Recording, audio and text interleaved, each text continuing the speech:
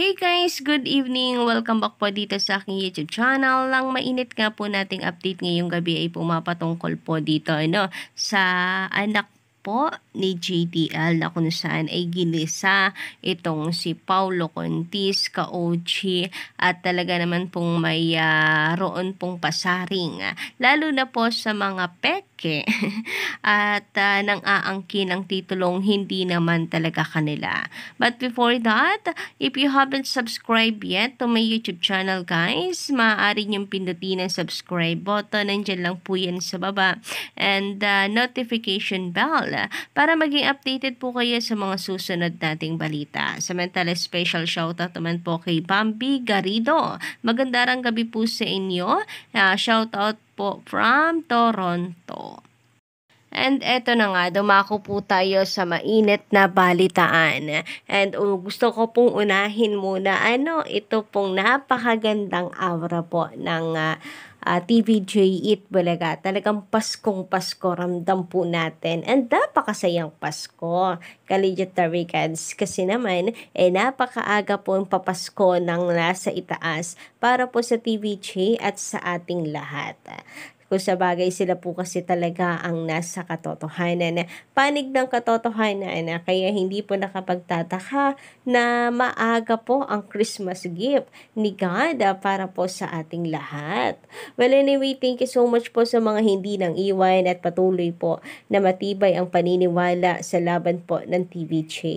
Alam ko ang TVJ super duper po ang pasasalamat sa mga legit Taricans na nakasuporta po sa kanila. Kasi tayo nga po, Collegiate Taricans, ang dahilan din at lakas loob ng TVJ na ipaglaban ang titulo dahil alam po nila na nandito po tayo para suportahan sila. Samantala, pag-usapan na nga po natin ang tungkol dito sa Itbulaga. Grabe nga yun, Collegiate Taricans. Parang kapag ka-TVJ ang nagsigaw ng Itbulaga, ang sarap sa tenga. Sobrang nakakamiss. And alam mo yung mararamdaman at maririnig mo ang original na Itbulaga kapag sila ang sumisigaw. Yung sa kasi kabila parang wala sa tono. Sabi nga po dito ni Jaco De Leon, alam mong tama na yung tunog, tama na yung tono. Hashtag legit Taricans, hashtag legit Itbulaga. And totoo po yan. Paano nasabing totoo? Napakarami po kasing mga netizen na kapag ka ang Tape Inc. host or mga bagong host nito, Paulo, Yorme, Buboy, at iba pang nilang kasama dito, Collegiate Taricans, yung Kambal, ang sakit daw sa tenga. Ang sakit sa tenga pakinggan at marami pong naiinis at sumasakit ang ulo kapag sumisigaw sila ng Itbulaga. Pero kapag TVJ, masarap sa tenga kasi natama ang tunog at tono po talaga. Original na original. Samantala, patungkol naman dito sa tweet na kung saan ay nakaka-caps lock po talaga lahat kasi talagang pinagsisigawan na Itbulaga is TVJ. TVJ is Itbulaga. Ayon po kay Jaco De Leon, anak po ni Sir JDL. JDL din siya, no? Louder for the only people in the entire country who still don't know it, with laughing emoji, hashtag legit Taricans. And alam po natin kung sino po yan, mga kakonti na yan na hindi po nakakaalam na TVJ ang tunay na may-ari ng titulong Itbulaga. Alam po natin kung sino pinaparinggan yan. Of course, lalo na yung nang aangkin at sinasabing sila ang tunay na Itbulaga. Alam niyo yon, yung nalalaki pa ang mata sa pagsigaw ng Itbulaga kasi inaangkin nga po nila. Sabi, hindi itong title natin. Ang title natin, Itbulaga with matching malakwagong eyes. Samantala, sabi naman dito ni JC, pare, magandang gabi sa iyo sa pagpabor ng IPO pila sa registration for entertainment ng Itbulaga ni Henyo Joey De Leon, Henyo Master Joey De Leon. Tapos na ang boxing. Mas may karapatan na ngayong gamitin ng TVJ ang brainchild nila at baby nila na legit Itbulaga. dahil for entertainment purposes ang hawak nilang legit, legally binding registration ng Itbulaga na mas legit pa and binding sa kanseladong trademark registration for merchandise ng Tape Inc. Na of course, naayon lang sa pagbebenta ng mga produktong may tatak o logo ng Itbulaga. Samantalang ang hawak ngayong registration ni Henyo Master Joey De Leon is for entertainment purposes o yung right na magpa sa ere to entertain. So, tapos na ang boxing dahil wala nang pinanghahawakang right o karapatan ang tape na patuloy na gamitin yung Itbulaga.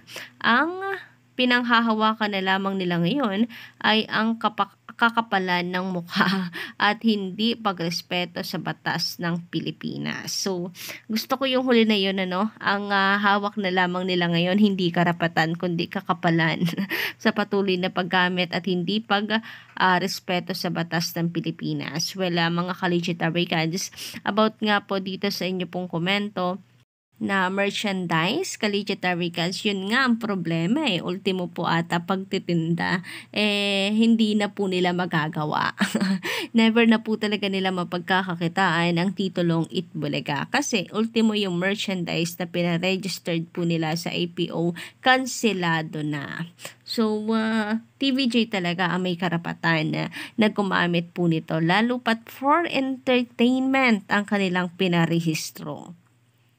Samantala, ayon naman dito sa komento ni Sir Eddie Bukayo, magandang gabi. Shoutout po sa inyo, babawiin na yung YouTube channel ng Itbulaga. Pag naibigay na kay Joey De Leon yung Certificate of Class 41 for Entertainment. Saka sana yung Facebook page ng Itbulaga, bawiin na din nila. So, eto na nga, naaprobahan na po ang registration ni Joey De Leon for Class 41 which is ang Entertainment Services ka-OG. So, sana nga mabawi po nila ang kanila pong YouTube channel or kahit hindi na po mabawi, palitan na lang po ng Tape Inc. ang pangalan nila dyan sa YouTube. Huwag na po nilang gamitin ang titulong Itbulaga dahil TVJ po ang may karapatan dito. And I think iintayin pa po ata nila na umabot hanggang sa hanggang sa Korte Suprema, Collegiate Americans, bago po nila asikasuhin yung mga ganitong bagay at tuluyan na i-give up ang titulong Itbulaga. Ganon pakapala ng mukha ayon nga po kay Henyo Master Joey De Leon.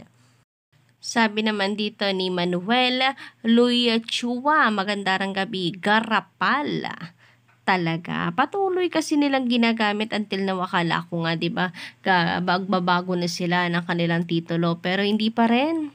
Talagang hangga't wala po ata sa Supreme Court ito at hindi na ipapanalo yung main case, ka-OG, patuloy nila itong gagamitin.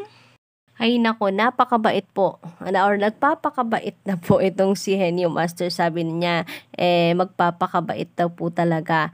Pero, baka mamaya bigla pong mabad trip at wag po nila masyadong galitin. Baka mamaya sumabog na naman po at hindi na naman nila makaya ang pagpaparinig ni Henyo Master kasi nitong mga nakaraang buwan no nagpaparinig pa itong si Henyo Master, ang iingay din nila, masyadong affected, hindi kinakaya kasi nahihit po sila ng katotohanan. Nasasaktan sila kasi totoo yung sinasabi ni Henyo Master. Baka mamaya hindi na naman po nila makayanan kapag pinatulan na naman sila ng TVJ. Samantala, ayon naman sa komento ni Sir Manuel Ponce, mas lalong wala na akong pakialam dyan. Kina Paulo at Isko, ewan ko kung ano ang tumatakbo sa utak nila. Oo nga masyado po silang nagpapagamit. Naniniwala ako guys na itong mga linyahan ni Paulo Contis ay naka-script na rin po, ka-OG binabasa lang. Kagaya nitong mahaba pa daw po ang laban. 'di ba?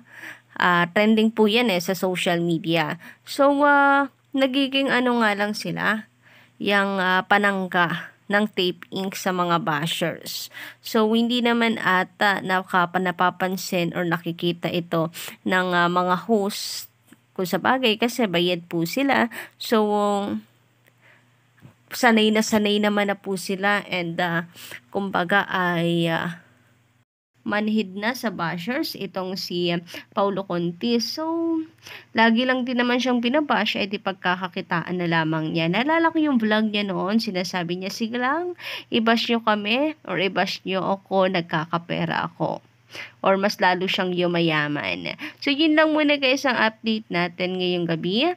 Don't forget to click the subscribe button and notification bell para po sa iba pang mga balita. And of course guys, sa inyo pong mga komento sa loobin at reaksyon, ay mag-iwan lang po kayo dyan sa baba. Dahil araw-araw po ako nagbabasa ng inyong mga komento.